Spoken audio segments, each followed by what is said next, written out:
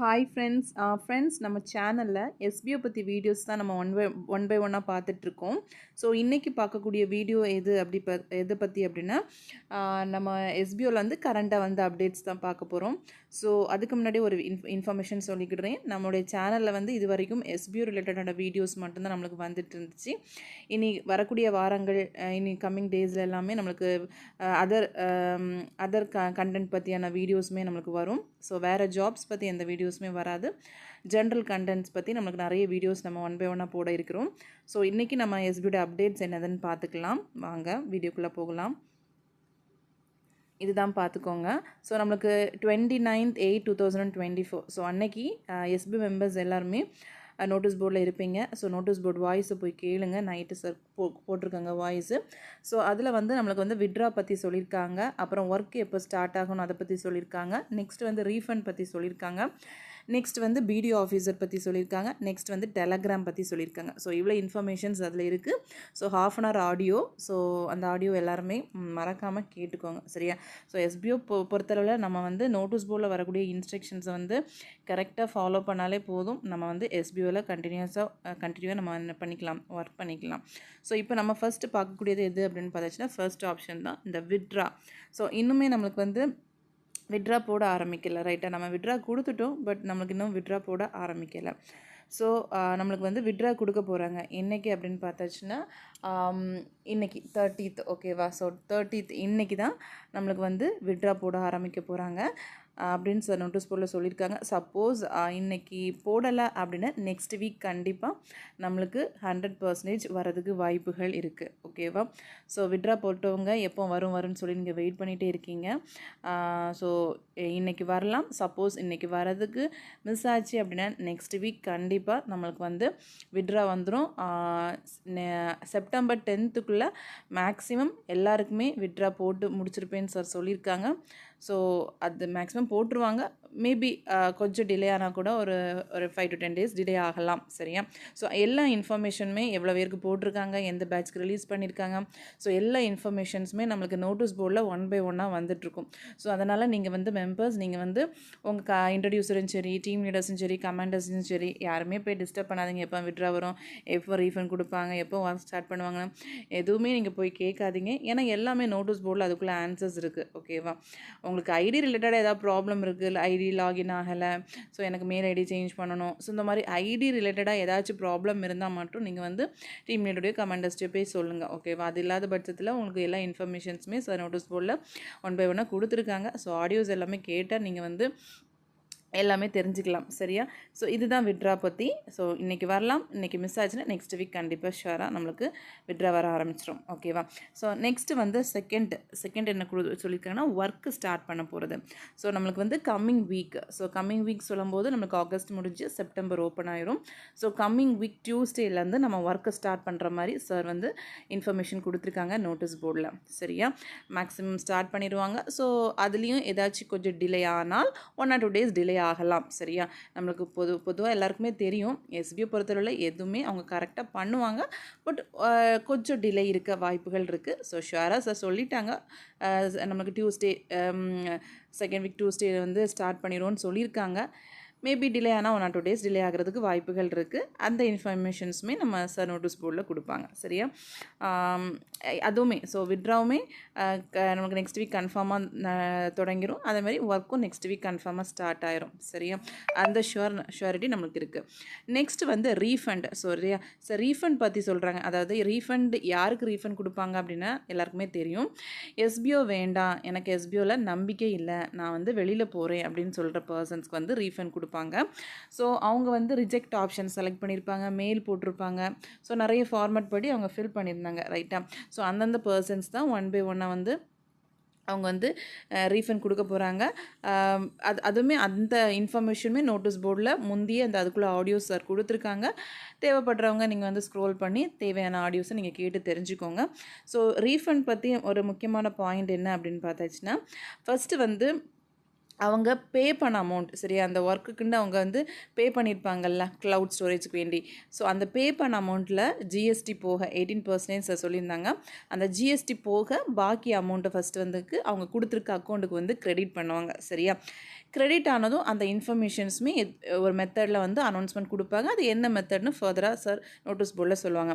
So announcement கொடுத்ததும் யாருக்கெல்லாம் refund அந்த அமௌண்ட் கிரெடிட் ஆகிருக்கோ, பே பண்ண அமௌண்ட் வந்து கிரெடிட் ஆகிருக்கோ, அந்த ப்ரூஃபை வந்து அவங்க பை மெயில் அல்லது ஏதாச்சும் கமாண்டர்ஸ்க்கு இன்ஃபார்ம் பண்ண சொல்லலாம். இல்லை இந்த மெத்தடில் நீங்கள் பண்ணுங்கன்னு சொல்லலாம். அது நம்ம வெயிட் பண்ணால் தான் தெரியும். அந்த மெத்தட் படி நீங்கள் வந்து உங்களுடைய ப்ரூஃபை வந்து ஷேர் பண்ணுற மாதிரி இருக்கும். சரியா? ஷேர் பண்ணால் மட்டும்தான் அடுத்து அவங்க ஒர்க் பண்ண அமௌண்ட்டு, அடுத்த அமௌண்ட் வந்து அவங்களுக்கு விட்ரா கொடுப்பாங்க. அது நல்லா தெரிஞ்சுக்கோங்க, ரீஃபண்ட் வாங்குகிற பர்சன்ஸ்க்கு. சரியா? ஏன்னா நம்ம கெட்டின அமௌண்ட்டு ப்ளஸ் நம்ம ஒர்க் பண்ண அமௌண்ட் ரெண்டுமே நம்ம கம்பெனி சைட்லேருந்து ரீஃபண்ட் தரப்போகிறாங்க. ஸோ கெட்டின அமௌண்ட்டு ஃபஸ்ட்டு கொடுப்பாங்க. அதோடைய ப்ரூஃப் அவங்க கரெக்டாக எப்படி ஷேர் பண்ண சொல்கிறாங்களோ அப்படி நம்ம ஷேர் பண்ணிட்டோன்னா மட்டும்தான் அவங்க வந்து ஒர்க் பண்ண அமௌண்ட் வந்து நம்மளுக்கு வந்து கொடுக்க ஆரம்பிப்பாங்க அந்த பர்சன்ஸ்க்கு, ரீஃபண்ட் பர்சன்ஸ்க்கு. சரியா? இன்னொன்று தெரிஞ்சுக்கோங்க, ஒர்க் பண்ண அமௌண்ட்டில் வந்து யாராச்சும் நீங்கள் வந்து ரெஃபர் பண்ணியிருக்கீங்க, ஸோ ரெஃபரல் இன்கமாக 500 ருபீஸ் அந்த மாதிரிலாம் கொடுத்துருந்தாங்க, அப்போ எனக்கு ஏறும். அது எல்லாமே தெரியும் உங்களுக்கு, அப்படி தானே? ஸோ வெளியில் போகிற மெம்பர்ஸ்க்கு மட்டும் ரெஃபரல் இன்கம் வந்து ஆல்ரெடி நீங்கள் எடுத்துட்டீங்க அப்படின்னா உங்கள் வேலெட்லேருந்து ரெடியூஸ் பண்ணிடுவாங்க. சரியா? எடுக்கலை அப்படின்னா நீங்கள் இப்போ கரண்ட்டாக விட்ரா கொடுக்கறதில்ல, அவங்க வந்து ரெடியூஸ் பண்ணிவிட்டு தான் பாக்கி சென்ட் பண்ணுவாங்க. அதுவுமே தெரிஞ்சுக்கோங்க. பிகாஸ் ரெஃபரல் இன்கம் வந்து எஸ்பிஓ அவங்க வந்து கொடுக்குறது, எக்ஸ்ட்ராவாக கொடுக்குறது தான். சரியா? அதனால் வந்து அவங்களுக்கு ரைட்ஸ் இருக்குது. அதை வந்து அவங்க ரெடியூஸ் பண்ணுறதுக்கும் ரைட்ஸ் அவங்களுக்கு 100% இருக்குது. ஸோ அதனால் அதை ரெடியூஸ் பண்ணிவிட்டு ரெஃபரல் இன்கம் நீங்கள் 5 பேர் கொடுத்துருந்தீங்கன்னா 5 பேருக்கான ரெஃபரல் இன்கம் உங்களுக்கு எவ்வளோ வந்திருக்கோ அதை ரெடியூஸ் பண்ணிவிட்டு பாக்கி அமௌண்ட்டை வந்து விட்ரா பண்ணுவாங்க. இன்னொரு ஷுவாரிட்டியும் எஸ்பிஎஸ்லேருந்து என்ன கொடுத்துருக்காங்கன்னா, நீங்கள் பே பண்ண அமௌண்ட் வந்து சப்போஸ் 6500 இருக்குது, அதில் நமக்கு 18% ஜிஎஸ்டி போக நமக்கு பாக்கி அமௌண்ட் தான் கிரெடிட் ஆகும். அது மாதிரி நீங்கள் ஒர்க் பண்ண அமௌண்ட் லாஸ்ட்டாக ஜாயின் பண்ண மெம்பர்ஸ்க்குலாம் ஒர்க் பண்ண அமௌண்ட் கம்மியாக இருக்கும், ஒரு 200 300 இல்லை 500 தான் இருக்கும். ஸோ அப்போ அவங்க பே பண்ண அமௌண்ட் 6500 கூட அவங்க எடுத்துருக்க மாட்டாங்க. ஏன்னா ஜிஎஸ்டி 18% ஜிஎஸ்டி போக பாக்கி தான் கிடைக்கும். ப்ளஸ் ஒர்க் பண்ண அமௌண்ட்டு கம்மியாக தான் இருக்குது. அப்போ டோட்டலாக ரெண்டுமே ஆட் பண்ணாலுமே அவங்களுக்கு வந்து 6500 வராது. ஸோ அந்த மாதிரிப்பட்ட பர்சன்ஸ்க்கு கண்டிப்பாக ₹1 கூட லாஸ் இல்லாமல் அவங்களுக்கு மட்டும், இந்த மாதிரி பர்சன்ஸ் இருக்கிறவங்களுக்கு மட்டும் ஃபுல் அமௌண்ட்டும் ரிட்டர்ன் பண்ணுற மாதிரி, அதாவது அவங்க ஒர்க் பண்ண அமௌண்ட் ப்ளஸ் அவங்க பே பண்ண அமௌண்ட்டு கம்மியாக இருந்தாலும் நம்ம மொத்த அமௌண்ட்டுமே அவங்க ரிட்டர்ன் கையில் எடுக்கிற மாதிரி, ₹1 கூட லாஸ் இல்லாத மாதிரி தான் அவங்க வந்து ரீஃபண்ட் பண்ணுற மாதிரி சொல்லியிருக்காங்க. இருந்தாலும் வெயிட் பண்ணி பார்க்கலாம் என்ன மெத்தட் என்ன ப்ரொசீஜரில் பண்ணுறாங்கன்ட்டு. இதுதான் நம்மளுக்கு வந்து ரீஃபண்டுக்கு பற்றியான இன்ஃபர்மேஷன்ஸ். நெக்ஸ்ட் வந்து நம்ம வந்து 4வது என்ன பார்க்க போகிறோம்னா பிடிஓ ஆஃபீஸர். சரியா? நான் பிடிஓ ஆஃபீஸர் ஆல்ரெடி நிறைய பேர் 6000 மெம்பர்ஸ்க்கு மேலே வந்து அப்ளை பண்ணியிருக்க மாதிரி சார் சொல்லியிருந்தாங்க. சாரி 6000 சொல்லிட்டேன்னு நினைக்கிறேன். சாரி, எவ்வளோ மெம்பர்ஸ் எனக்கு கன்ஃபார்மாக தெரியலை. நிறைய பேர் அப்ளை பண்ணியிருந்தாங்கன்னு சொன்னாங்க. ஸோ அதில் வந்து ஒரு 800 மெம்பர்ஸ் வந்து அவங்க வந்து செலக்ட் பண்ணி வச்சுருக்காங்க, ஃபில்டர் பண்ணி வச்சுருக்காங்க. ஸோ அதிலுமே இன்னும் கொஞ்சம் கூட ஃபில்டர் ஆகும்னு சொல்லியிருக்காங்க.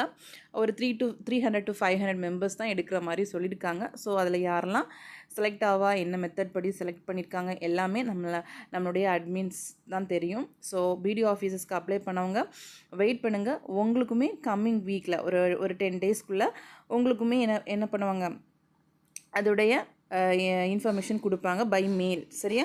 ஸோ அதே மாதிரி உங்களுக்கு வந்து நீங்கள் பிடிஓ ஆஃபீஸ் செலக்ட் ஆகிட்டீங்க அப்படின்னா உங்களுடைய டேஷ்போர்டு லாகின் பண்ணாலுமே அதுலேயுமே உங்களுக்கு ஷோ ஆகும். சரியா? அது தெரிஞ்சுக்கோங்க. இது பிடிஓ ஆஃபீஸருக்கான இன்ஃபர்மேஷன்ஸ். நெக்ஸ்ட் வந்து ஒர்க்கர்ஸ் நம்மளுக்கு வந்து செகண்ட் ஆப்ஷன், நம்ம ஒர்க்கு ஸ்டார்ட் பண்ண போகிறோம்னு சொல்லியிருந்தோம் கம்மிங் வீக்கில். ஸோ அதில் ஒன்று தெரிஞ்சுக்கோங்க, நம்ம digital influencer, digital content writer எல்லாமே ஓகேவா, மைக்ரோ டாஸ்க் எல்லாமே ஸ்டார்ட் ஆகும். பட் பேட்ச் பை பேட்சாக தான் ஸ்டார்ட் ஆகும். ஸோ பொறுமையாக, அதாவது ஒவ்வொரு பேட்ச், அது எவ்வளோ மெம்பர்ஸ் ஒரு பேட்ச்க்கு அவங்க கொடுக்க போகிறாங்கன்னு தெரில, அதுவுமே இன்ஃபர்மேஷன் வரும். ஸோ பேட்ச் பை பேட்சாக தான் ஸ்டார்ட் ஆகும். 2 lakhs மெம்பர்ஸ் இருக்காங்கன்னா 2 lakhs மெம்பர்ஸுமே உடனே ஒரே நேரத்தில் எல்லாரும் போய் ஒர்க் பண்ணுற மாதிரி இருக்காது. ஸோ அதுக்குமே வெயிட் பண்ணுங்கள். உங்களுக்கான டைமிங் வரும்போது அந்தந்த பேட்ச் அந்தந்த ஒர்க்ஸ் வந்து எடுத்து பண்ணுற மாதிரி இருக்கும். சரியா? நெக்ஸ்ட்டு 5th வந்து நம்ம டெலகிராம் பற்றி பார்க்க போகிறோம். இப்போ வந்து ஒரு இன்ஃபர்மேஷன் வந்திருக்கு, டெலகிராம் இது வந்து நமக்கு பேன் பண்ண போகிறாங்க. ஸோ அதனால் வந்து நிறைய வந்து இஷ்யூஸ் நடக்குதுன்னா நிறைய க்ரைம் நடக்குது, அந்த மாதிரி நமக்கு டெலகிராம் வந்து இருக்குது அப்படின்னு சொல்லி பேன் பண்ண போகிறாங்கன்னு ஒரு இன்ஃபர்மேஷன் வந்து வந்திருக்கு. ஸோ சார் சைடில் என்ன சொல்லியிருக்காங்கன்னா, நம்மளுக்கு டெலகிராம் இருந்தாலும் இல்லாட்டாலும் ஓகே தான். ஏன்னா நம்ம டெலகிராம் வந்து ஒரு டைப் ஆஃப் சேட்டிங் ஆப்ஷன் தான். சரியா? வாட்ஸ்அப் மாதிரி இது ஒரு டைப் ஆஃப் சேட்டிங் ஆப்ஷன் தான். ஸோ இது இல்லாட்டாலுமே நமக்கு நிறைய டைப் ஆஃப் அதர் ஆப்ஸ் இருக்குது சேட் பண்ணுறதுக்கு. ஸோ அந்த மாதிரிப்பட்ட ஆப்ஸ் கூட நம்ம யூஸ் பண்ணி ஒரு குரூப் ஃபார்ம் பண்ணி நம்ம பண்ணிக்கலாம். ஏன்னா பிகாஸ் நமக்கு டெலகிராமில் தான் நோட்டீஸ் போர்டு இருக்குது. நோட்டீஸ் போர்டில் தான் நம்ம எஸ்பிஓ ரிலேட்டட் ரிலேட்டடாக எல்லா இன்ஃபர்மேஷன்ஸுமே அங்கே பாஸ் பண்ணுறாங்க சார். ஸோ அப்போ டெலகிராம் இல்லைன்னா நம்ம எப்படி எல்லா இன்ஃபர்மேஷன் தெரிஞ்சுப்போம்னு சொல்லிட்டு நமக்கு நிறைய பேருக்கு டவுட்ஸ் இருக்கும். ஸோ அதுக்கான ஆன்சர் தான் இது. ஸோ அது இல்லை மேக்ஸிமம் வாய்ப்பு இல்லை.